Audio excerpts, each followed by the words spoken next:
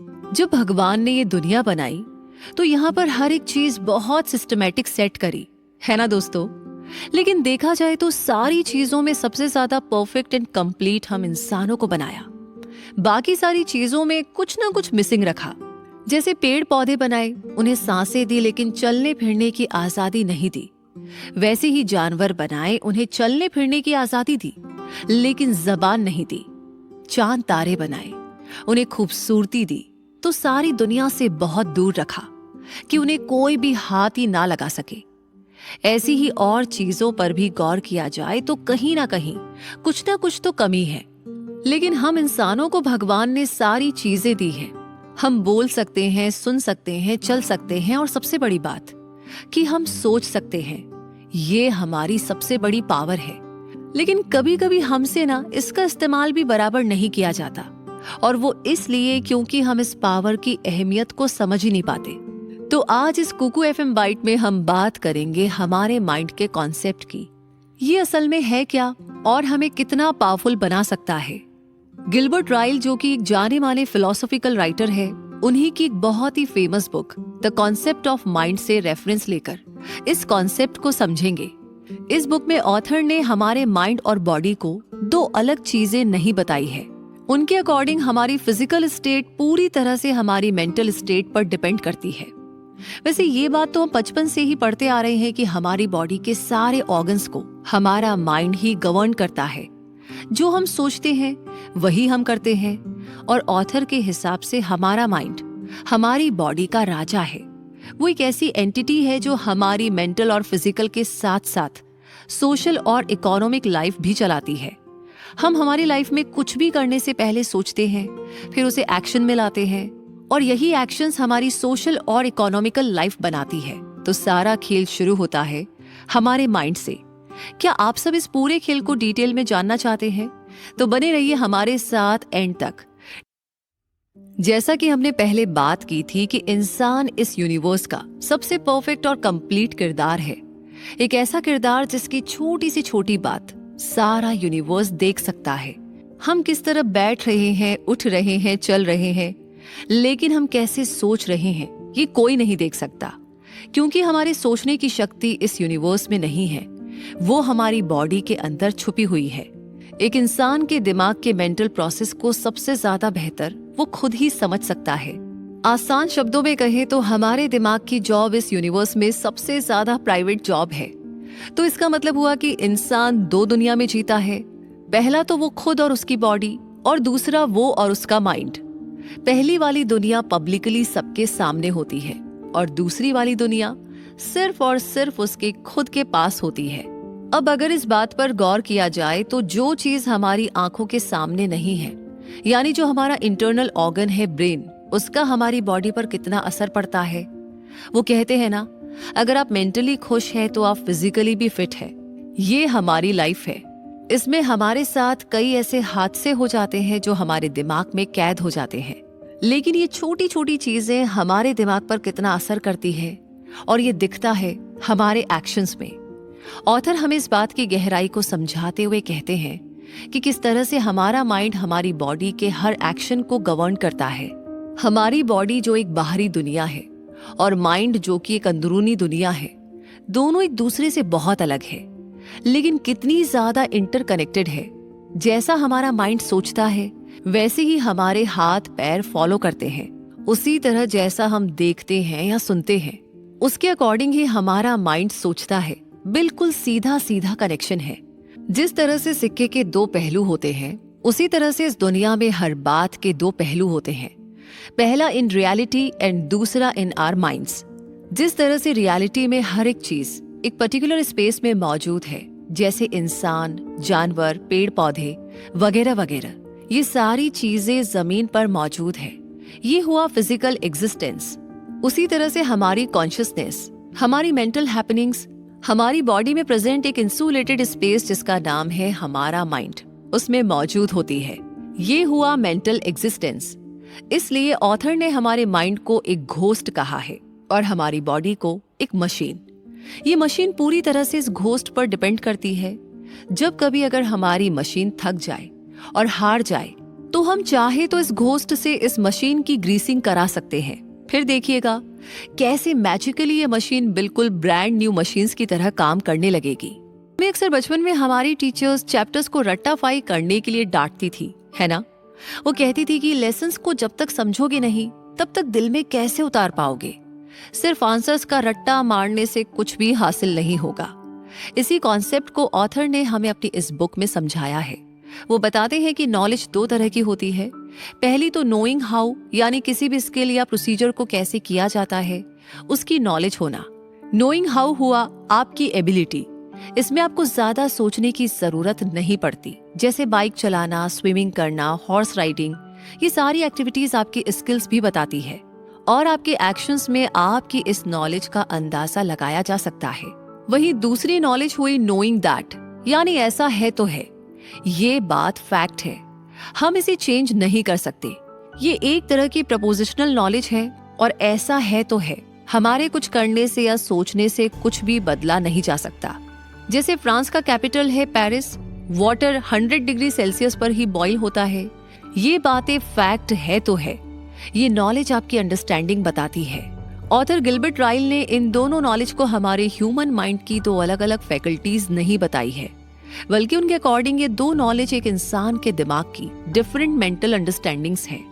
Knowing how हमें इस दुनिया में रहने के लिए काबिल बनाता है और नोइंग दैट हमें इस दुनिया की सच्चाई से रूबरू करवाता है। तो आप किस तरह से इन दोनों नॉलेज को अपनी डेली लाइफ में इस्तेमाल करके प्रोग्रेस हासिल करते हैं, ये आपकी इंटेलिजेंस को दर्शाता है। ग्रोथ उन्हीं के हिस्से में आती है जो अपने एक्शंस को फूंक फूंक कर लेते हैं। किसी भी बात की नॉलेज होना इनफ नहीं है। जब तक आप उसे अपने एक्शंस में नहीं लाओगे तो आपकी वो नॉलेज किसी भी काम की नहीं है। जैसे एक शेफ अपनी रेसिपीज बनाने से पहले अपने माइंड में उन्हें दोहराता है, एक चेस प्लेयर अपनी हर चाल के पहले गेम्स के सारे रूल्स को अपने माइंड में रिपीट करता है, तब जाकर वो अपनी टर्न लेता है। इसलिए कहा जाता है कि जब भी आप कुछ करते हैं तो पहले आप उसकी थ्योरी अपने माइंड में लाते हैं, उसके बाद आप उसे प्रैक्टिस में लेकर आते हैं एंड एज अ रिजल्ट आप अपने काम में सक्सेसफुल हो जाते हैं। A bit of theory and a bit of practice हुआ आपकी सक्सेस का एक गोल्डन फॉर्मूला। कई बार हम जब कुछ नया दिल से सीखना चाहते हैं तब हमें उसकी थ्योरी लेने की जरूरत नहीं पड़ती। जैसे अब ड्राइविंग को ही ले लीजिए, हम में से ऐसे कई लोग होंगे जिन्हें ड्राइविंग स्पेशली सीखने की जरूरत नहीं पड़ी होगी और वो भी होंगे जिन्हें एक गाइड की जरूरत पड़ी होगी। नो डाउट दोनों ही तरह के लोग बहुत अच्छे ड्राइवर्स होंगे, लेकिन पहले वाले केस में नई स्किल सीखने के लिए उन्हें उस किक की जरूरत नहीं थी। और ऐसा इसलिए क्योंकि ये क्वालिटी उनके माइंड में पहले से ही फिट थी। बस करेक्ट्स और इनकरेक्ट्स को देख करके ही वो समझ गए कि इस काम को करना कैसे है और फिर उसे फिजिकली एक्शन में लाकर उसमें सक्सेसफुल हो गए। तो ये हुआ आपके माइंड के नोइंग हाउ की नॉलेज का पॉजिटिव एस्पेक्ट। हम इस नॉलेज के प्रॉपर यूजेज से हर तरह की स्किल्स में महारत हासिल कर सकते हैं। इमोशंस ह्यूमन नेचर का वो हिस्सा है जो होता उसके माइंड में है, लेकिन उसके एक्सप्रेशंस में साफ साफ नजर आता है। ये एक इंटरनल कॉन्शियस मेंटल रिएक्शन है जो कि आपके बिहेवियर से एक्सटर्नल वर्ल्ड के सामने आ जाता है। ऑथर ने इमोशंस को ह्यूमन माइंड की कॉन्शियसनेस का एक ऐसा डिस्टर्बेंस बताया है जो उसके फिजिकल एक्शंस को अफेक्ट कर देता है। अब देखा जाए तो रियलिटी में ये बिल्कुल सच है। जब इंसान को गुस्सा आता है तब वो अपने होशो आवास में रहकर भी गलतियां कर देता है। प्यार में इंसान की आंखों में पर्दे पड़ जाते हैं। खुशी में इंसान सीधे चलने की जगह नाचते गुनगुनाते हुए चलता है और सैडनेस में इंसान को खुशी का माहौल भी उदास ही लगता है। तो अगर हम कहें कि इंसान के दिमाग में चल रहे इमोशंस ही उसके फिजिकल वर्ल्ड को डिटरमाइन करते हैं तो इसमें कुछ भी गलत नहीं है। राइल के अकॉर्डिंग इमोशंस 4 तरह के होते हैं। पहला इंक्लिनेशंस यानी मोटिव्स या किसी चीज की तरफ आपका झुकाव होना। दूसरा हुआ आपके मूड्स। तीसरा या एजिटेशंस यानी हमारे मन की अशांति या नर्वस एक्साइटमेंट। और चौथा हुआ हमारी फीलिंग्स। इंक्लिनेशंस, मूड्स और एजिटेशंस ये हमारे दिमाग की अलग अलग धुन है। वहीं हमारी फीलिंग्स हमारे एक्शंस और बिहेवियर में साफ साफ दिखाई देती है। हमारी सबसे बड़ी प्रॉब्लम पता है क्या है? वो है हमारी प्लेजरेबल फीलिंग और डिजायर्स। अक्सर हम इन दोनों इमोशंस को गलत समझ लेते हैं, लेकिन ये दोनों इमोशंस हमारी पर्सनैलिटी और ग्रोथ दोनों को डेमोन्स्ट्रेट करते हैं। प्लेजर का मतलब हुआ एक ऐसी फीलिंग जिसे हम इंजॉय कर सके, वो भी अपने दिल से, और डिजायर्स मतलब हमारी इच्छाएं। जब हम किसी चीज के आदी होते हैं तब वो काम हमें आनंद देता है। जैसे मान लीजिए आपको गोल्फ खेलना पसंद है, तो आपको गोल्फ फील्ड में जाते ही आनंद महसूस होने लगेगा। आपके माइंड में सिर्फ ये गेम ही चलता रहता है। फिर आप इसमें अगर हार भी जाए तो भी आपको बुरा नहीं लगता, बल्कि आप फिर से इस गेम को रीस्टार्ट करते हैं। ये सिमिलर फिनोमिनन अगर हम अपने करियर के साथ लगाएंगे तो हम फेल होकर भी पास हो सकते हैं। इसलिए हमें अपने करियर को अपनी पसंद के अकॉर्डिंग ही चूज करना चाहिए, जहां हमें आनंद महसूस हो सके। इस समय अपने मन की इच्छा को सही तरह से समझकर हमें अपने डिसीजंस लेने चाहिए। इसके बाद हमारे मूड्स का भी हमारे कैरेक्टर पर बहुत असर पड़ता है। वो कहते हैं ना, first impression is the last impression. कभी कभी अगर कुछ समय के लिए हमारा मूड खराब होता है तो हम उतने समय में अच्छे से बिहेव नहीं कर पाते, कम्युनिकेशन में थोड़े रूड और साइलेंट हो जाते हैं, हमारे फेशियल एक्सप्रेशंस भी कुछ खास अच्छे नहीं होते, और ना ही हमारी तरफ से सामने वाले को अच्छी वाइब्स आती है। तो ऐसे टाइम में अगर सडनली कोई स्ट्रेंजर से हम टकरा जाए तो वो हमारे इस मूड के बेसिस पर हमें जज करता है और अपने माइंड में हमारे लिए रूड, प्राउडी, ईगोस्टिक जैसी इमेज बना लेता है। बट रियलिटी में हम ऐसे होते नहीं हैं। ऑथर ने अपनी इस बुक में हमारे इस मूड को हमारी सबसे बड़ी पावर बताया है। हमारा मूड हमारी ओवरऑल वेलबींग को प्रेजेंट करता है। ये हमारी वो फीलिंग है जिसे हम छुपा नहीं सकते। एट लास्ट ऑथर बताते हैं कि इंसान के इमोशंस दो डिफरेंट सेंसेस के होते हैं। पहला सेंस तो वो जिसमें इंसान अपने बिहेवियर को अपनी फीलिंग्स के हिसाब से एक्सप्लेन करता है। इस सेंस में हम हमारे इंटरेस्ट के हिसाब से एक्शंस लेते हैं। ये बेसिकली हमारे मोटिव्स और इंक्लिनेशंस को बताता है। और दूसरा सेंस हुआ हमारे मूड्स का, जिसमें हम अक्सर एजिटेशंस और नर्वसनेस की वजह से कुछ ऐसे एक्शंस ले लेते हैं जो कि हमें नहीं लेने चाहिए। तो यहाँ पर हमने इमोशंस के बारे में जाना, लेकिन इमेजिनेशन का क्या रोल है हमारी जिंदगी में, ये हम जानेंगे आगे। इमेजिनेशन का मतलब क्या होता है? क्या हमारे दिमाग के ख्याली पुलाव को हम इमेजिनेशन कह सकते हैं, या फिर वो सारी इम्प्रैक्टिकल बातें जो हम सोचते रहते हैं बट रियलिटी में वैसा कुछ होता नहीं है? क्या ये इमेजिनेशन होता है? जी हाँ, इन्हें हम अपनी कल्पनाएं भी कह सकते हैं। लेकिन ऐसी कल्पनाओं का क्या फायदा जो हमें कुछ बेनिफिट ही ना दे? अगर आपके पास इमेजिनेशन की पावर है तो क्यों ना इस पावर को हम कुछ ऐसे इस्तेमाल करें जो हमारे लिए फायदेमंद साबित हो। क्यों दोस्तों, आप सभी क्या सोचते हैं इस बारे में? इमेजिनेशन हमारी वो मेंटल एबिलिटीज में से एक है जिसमें हम उन सिनेरियोज या चीजों को इमेजिन कर सकते हैं जो हाल में, प्रेजेंट में हमारी नजरों के सामने न हो। ये हमारे माइंड की एक क्रिएटिव फैकल्टी है जिसे हम अपनी ग्रोथ के लिए यूज कर सकते हैं। इस पावर की हमें हमारी लाइफ के हर पड़ाव में जरूरत होती है। जब आप बच्चे हो, जवान हो या बुजुर्ग, तीनों फेजेस में इमेजिनेशन हमारे लिए बहुत ही फ्रूटफुल साबित हो सकती है अगर इसका इस्तेमाल सही तरह से किया जाए तो। ऑथर ने अपनी इस बुक में बताया है कि किसी भी चीज को अपनी आंखों के सामने देखना और किसी चीज को अपने माइंड में पिक्चराइज करना, ये दो अलग अलग चीजें हैं। आप कोई भी चीज सिर्फ खुली आंखों से ही देख सकते हैं, लेकिन आप चीजों को बंद आंखों से भी पिक्चराइज कर सकते हैं। ये पावर है इमेजिनेशन की। जब ये दुनिया अंधेरों से भरी हो, फिर भी अगर आपने अपने माइंड में रोशनी की एक किरण को इमेजिन कर लिया तो आप रियलिटी में भी उस रोशनी का आनंद ले सकते हैं। राइल के अकॉर्डिंग इमेजिनेशन हमारे परसेप्शन और बिलीफ दोनों से बिल्कुल अलग है। ये हमारे मेंटल सीन्स है जो सिर्फ हमारी कल्पना में मौजूद है, और कभी कभी तो ये सीन्स रियलिटी में सच होते भी नहीं है। ह्यूमन माइंड कुछ भी इमेजिन करने के लिए एकदम फ्री है। ऑथर ने इमेजिनेशन के दो टाइप्स हमारे साथ शेयर किए हैं। पहला थिन इमेजिनेशन एंड दूसरा थिक इमेजिनेशन।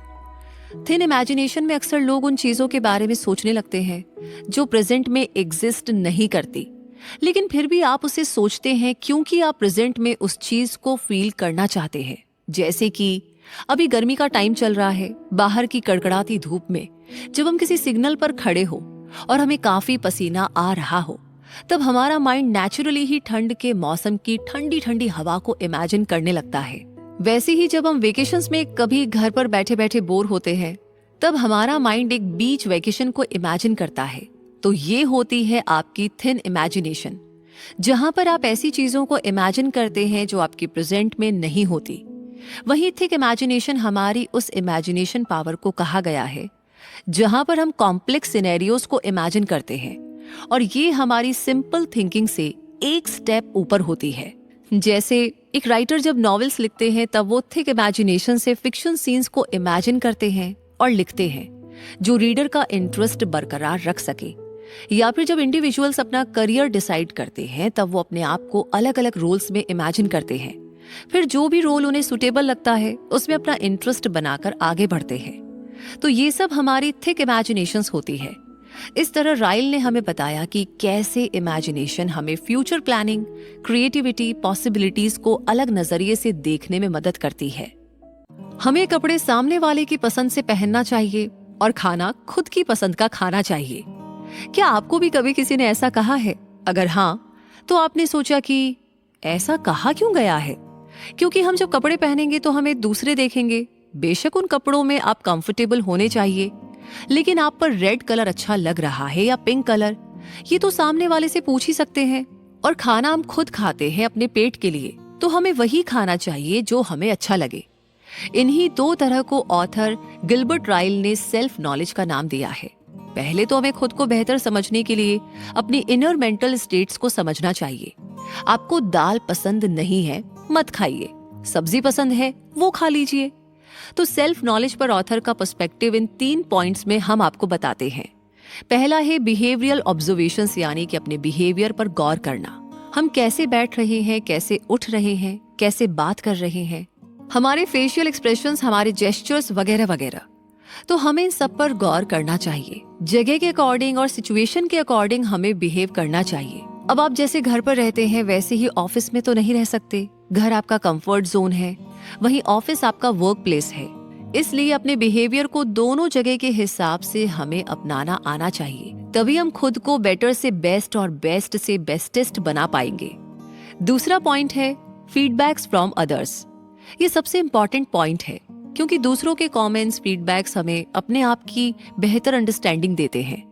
दूसरे हमसे कैसे बात कर रहे हैं और हमारे बारे में क्या बात कर रहे हैं, ये हमारा सोशल स्टेटस बताता है। इसलिए ये इतना इम्पॉर्टेंट पॉइंट है। तीसरा पॉइंट है लैंग्वेज एंड एक्सप्रेशन। हम 2 तरह से बात करते हैं, पहला तो जबान से और दूसरा एक्सप्रेशन से, और ये दोनों ही हमारी पर्सनैलिटी को बताता है।